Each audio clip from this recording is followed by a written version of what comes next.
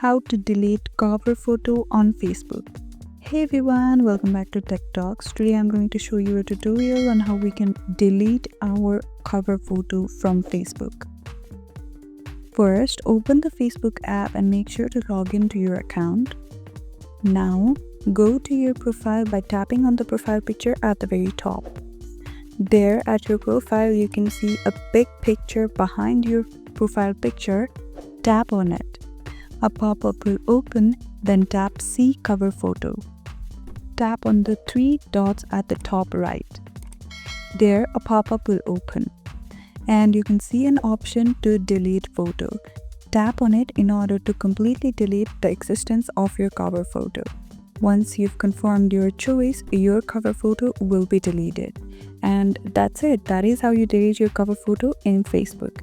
If you like this video, don't forget to give it a big thumbs up, and for more similar content, subscribe to our channel.